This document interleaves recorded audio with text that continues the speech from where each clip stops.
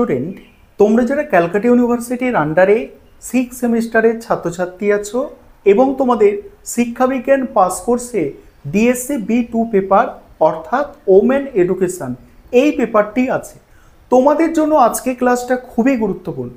আজকে ক্লাসে তোমাদের 100% কমনযোগ্য লাস্ট মিনিট সাজেশন নিয়ে আলোচনা করব। দেখো, প্রথমেই তোমাদের আমি একটু কোয়েশ্চেন প্যাটার্নটা বলবো। দেখো, তোমাদের কোয়েশ্চেনের প্রথমেই 2 নম্বরের প্রশ্ন পাবে 15টা। ভালো করে শোনো, কোয়েশ্চেনের প্রথমেই 2 নম্বরের প্রশ্ন 15টা তোমাদের অ্যান্সার করতে হবে। তাই তোমরা এই ছোট প্রশ্ন অর্থাৎ 2 নম্বরের প্রশ্নগুলো খুব ভালো করে দেখো। বিগত 3 বছর 23, 22 এবং 21 এই 3 বছরের প্রশ্নপত্রের এসএকিউর সমাধান তোমরা দেখে যাও। সেখান থেকে মিনিমাম তোমরা 7টা থেকে 8টা প্রশ্ন ডাইরেক্ট কমন পাবে। 7-8টা প্রশ্ন কমন পেলে মিনিমাম 7টাই যদি প্রশ্ন কমন পাও, সেখানে 7 দুগুণে কিন্তু এখানে 14 নম্বর হয়ে যাচ্ছে ছোট প্রশ্নের ক্ষেত্রে। তারপরে আসে 3টে 10 নম্বরের প্রশ্ন। এই 10 নম্বরের জন্য কোন প্রশ্নগুলো তোমরা তৈরি করবে ভালো করে শোনো। বৌদ্ধ যুগে নারী শিক্ষা সম্পর্কে বিস্তারিত আলোচনা করো। Most important. বৌদ্ধ যুগে নারী শিক্ষা সম্পর্কে বিস্তারিত আলোচনা করো, মোস্ট ইম্পর্টেন্ট। সেকেন্ড হচ্ছে ভারতে নারী শিক্ষার প্রতি মিশনারিদের অবদান বিস্তারিতভাবে আলোচনা করো। কি বললাম? ভারতে নারী শিক্ষার প্রতি মিশনারিদের অবদান বিস্তারিত আলোচনা করো। থার্ড প্রশ্ন হচ্ছে নারী শিক্ষায় রাজা রামমোহন রায়ের ভূমিকা আলোচনা করো। নারী শিক্ষায় রাজা রামমোহন রায়ের ভূমিকা।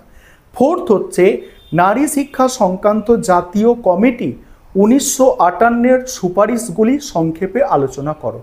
এই যে 4টে প্রশ্ন তোমাদের বললাম, 4টে বাদে যে 10 নম্বরের প্রশ্নগুলো দেখবে, প্রথম প্রশ্ন 10 নম্বরের যে বৈদিক যুগে নারী শিক্ষা সম্পর্কে বিস্তারিত আলোচনা করো। ওই যে 4টে প্রশ্ন বলেছি, ওই 4টে দেখতে হবে, বুঝলে? তারপরে তোমরা দেখবে এইগুলো, বৈদিক যুগে নারী শিক্ষা সম্পর্কে বিস্তারিত আলোচনা করো, এই প্রশ্নটা দেখবে। তারপরে প্রাচীন যুগের নারী শিক্ষা সম্পর্কে বিস্তারিত আলোচনা করো। প্রাচীন যুগের নারী শিক্ষা সম্পর্কে বিস্তারিত আলোচনা করো। নেক্সট আছে নারীর শিক্ষা ও নারীর ক্ষমতায়নের মধ্যে পার্থক্য কি? আধুনিক সমাজে নারীর ক্ষমতায়নে বিদ্যালয়ের ভূমিকা, এই প্রশ্নটা দেখতে হবে। নারী শিক্ষা বিষয়ে প্রোগ্রাম অফ অ্যাকশন, যেটাকে POA বলা হচ্ছে, 1992, এটা বিস্তারিত আলোচনা করো, এটা দেখবে। আর হচ্ছে নারী শিক্ষার সম্বন্ধে হংসরাজ মেহতা কমিটির সুপারিশ, এটা তোমাদের দেখে যেতে হবে। এগুলো হচ্ছে 10 মার্কসের প্রশ্ন। এবারে তোমরা 5 মার্কসের জন্য যেগুলো দেখবে, অর্থাৎ 5 নম্বরে তোমাদের একটি প্রশ্ন থাকে, 5 নম্বরে তোমাদের টিকা আকারে একটি প্রশ্ন লিখতে হয়। এই 5 নম্বরের যে প্রশ্ন দেখবে, আরেকটা 10 নম্বরের প্রশ্ন শুনে নাও। ভারতের নারী শিক্ষার সামাজিক ও মনস্তাত্ত্বিক বাধাগুলি সংক্ষেপে আলোচনা করো। ভারতের নারী শিক্ষার সামাজিক ও মনস্তাত্ত্বিক বাধাগুলি সংক্ষেপে আলোচনা করো। আরেকবার 10 নম্বরের প্রশ্নগুলো একটু রিপিট করে নিচ্ছি, শুনে নাও। বৌদ্ধ যুগে নারী শিক্ষা সম্পর্কে বিস্তারিত আলোচনা করো। ভারতে নারী শিক্ষার প্রতি মিশনারিদের অবদান বিস্তারিতভাবে আলোচনা করো। নারী শিক্ষা সংক্রান্ত জাতীয় কমিটির সুপারিশগুলি সংক্ষেপে আলোচনা করো। নারী শিক্ষায় রাজা রামমোহন রায়ের ভূমিকা। ভারতের নারী শিক্ষার সামাজিক ও মনস্তাত্ত্বিক বাধাগুলি সংক্ষেপে আলোচনা করো। নারী শিক্ষা ও নারীর ক্ষমতায়নের মধ্যে পার্থক্য কি?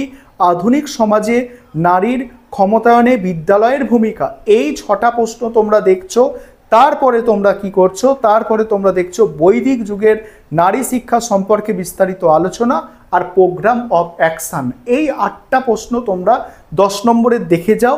এবং 5 নম্বরের জন্য আমি তোমাদের বলেছি এখানে 1, 2, 3 3টে প্রশ্ন তোমাদের মোস্ট ইম্পর্টেন্ট বলেছি। প্রথম প্রশ্ন, নারী শিক্ষা বিষয়ে জাতীয় শিক্ষা 1986 সুপারিশ। নারী শিক্ষা বিষয়ে জাতীয় শিক্ষানীতি 1986 সুপারিশ। সেকেন্ড প্রশ্ন, নারী শিক্ষায় জাতীয় শিক্ষানীতি 1968 উল্লেখিত সুপারিশ। থার্ড প্রশ্ন, মুদালিয়া কমিশনে বর্ণিত সহশিক্ষা ব্যবস্থা। এই যে প্রশ্নগুলো আমি বললাম 5 নম্বরের, এই 3টে প্রশ্ন তোমরা 5 নম্বরের দেখে যাও। আশা রাখি এখান থেকে একটা 5 মার্কসের প্রশ্ন তোমরা কমন পেতে পারো।